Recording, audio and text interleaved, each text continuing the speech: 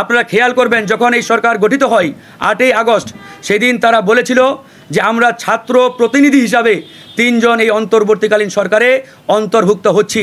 আজকে যদি আমরা প্রশ্ন করি যারা ছাত্র প্রতিনিধি হিসাবে এই অন্তর্বর্তীকালীন সরকারে অন্তর্ভুক্ত হয়েছিলেন তাদের মধ্যে একজন এই সরকার থেকে পদত্যাগ করা মানে 3 জনেই পদত্যাগ করা। সুতরাং ছাত্র প্রতিনিধি হিসাবে এই সরকারে আর কোনো পদ পদবি কিংবা কোনো বস্তু অ্যাডজাস্ট করার কোনো কথা নয়। সেই জায়গা থেকে তারা যদি দাবি করে যে আমরা এখনও ছাত্র প্রতিনিধি হিসাবে এই সরকারের মধ্যে রয়েছি, এটা স্রেফ জনগণের সাথে মিথ্যাচার এবং প্রতারণা।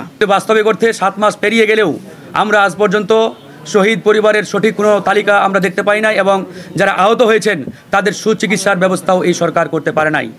দ্বিতীয়ত ডিমান্ড আমাদের ছিল যে তারা গণহত্যার বিচার করবেন এবং আওয়ামী লীগকে নিষিদ্ধ করবেন।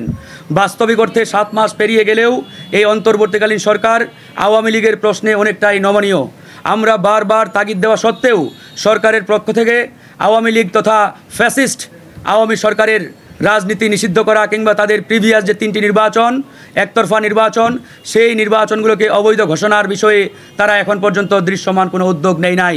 এই জায়গায় আজকে জনগণের মধ্যে প্রশ্নের উদ্রেক হয়েছে যে এই সরকার তলে তলে আওয়ামী লীগকে পুনর্বাসনের ব্যবস্থা করছে কিনা, সেটাও কিন্তু আজকে বড় একটি প্রশ্ন। আরেকটি বিষয় আপনারা ইতিমধ্যেই দেখতে পাচ্ছেন, এই সরকার আজকে সংস্কারের কথা বলছে। এই সংস্কার কিভাবে করবে, কতদিনের মধ্যে করবে, তার কোনো চূড়ান্ত রূপরেখা তারা জনগণের সামনে হাজির করতে পারে নাই। তারা শুধুমাত্র ভেগ কিছু স্টেটমেন্ট জনগণের সামনে নিয়ে আসছে যে এতদিনের মধ্যে এতদিনে এটা হবে, অল্প সংস্কার চাইলে ডিসেম্বরে নির্বাচন, বেশি সংস্কার চাইলে আগামী বছরের জুন জুলাই নির্বাচন। এই অল্প সংস্কারটা কি আর বেশি সংস্কারটাই বা কি, এ বিষয়ে পরিষ্কার কোনো ধারণা সরকারের পক্ষ থেকে রাজনৈতিক মহলে এখন পর্যন্ত দেওয়া হয় নাই। এই নানাবিধ কারণেই আমরা আজকে দেখতে পাচ্ছি এক ধরনের অনিশ্চয়তা এবং সন্দেহের উদ্রেক হয়েছে জনগণের মধ্যে। এই সন্দেহ সংশয় নিয়ে বিপ্লব পরবর্তী এই দ্বিতীয় স্বাধীন সার্বভৌম বাংলাদেশ চলতে পারে না। আমরা শুরু থেকে এই সরকারকে একতরফাভাবে সমর্থন দিয়ে এসেছি, যদিও বর্তমান এই সরকারের একমাত্র স্টেক অর্থাৎ ছাত্র প্রতিনিধি যারা, তারা বলে আসছে এই সরকার একটি ইনক্লুসিভ সরকার।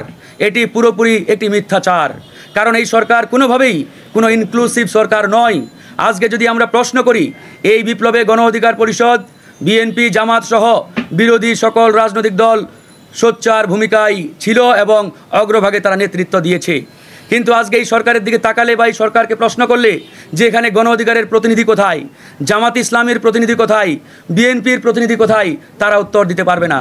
কিন্তু শুধুমাত্র একটা দলের প্রতিনিধি এখানে রয়েছে, যারা তৎকালীন বৈষম্য বিরোধী ছাত্র আন্দোলন এবং জাতীয় নাগরিক কমিটির ব্যানারে বর্তমান জাতীয় নাগরিক পার্টি, তাদের 3 জন প্রতিনিধি এই সরকারে অন্তর্ভুক্ত ছিল।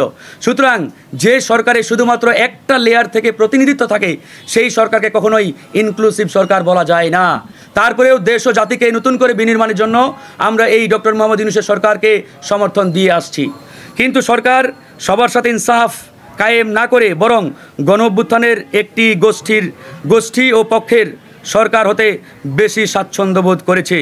যেহেতু অন্তর্বর্তীকালীন সরকারের 3 জন ছাত্র উপদেষ্টা জনাব নাহিদ ইসলাম, জনাব আসিফ মাহমুদ চৌধুরী, জনাব মাহফুজ আলম এবং তাদের 3 জনের মধ্যে একজন অর্থাৎ জনাব নাহিদ ইসলাম ইতিমধ্যে পদত্যাগ করে একটি রাজনৈতিক দলের দায়িত্ব নিয়েছেন, সেক্ষেত্রে বাকিরাও সরকারে থাকার যে নৈতিকতা, সেই নৈতিকতা তারা ইতিমধ্যে হারিয়েছে। আপনারা খেয়াল করবেন যখন এই সরকার গঠিত হয় 8ই আগস্ট সেদিন তারা বলেছিল যে আমরা ছাত্র প্রতিনিধি হিসাবে 3 জন এই অন্তর্বর্তীকালীন সরকারে অন্তর্ভুক্ত হচ্ছি।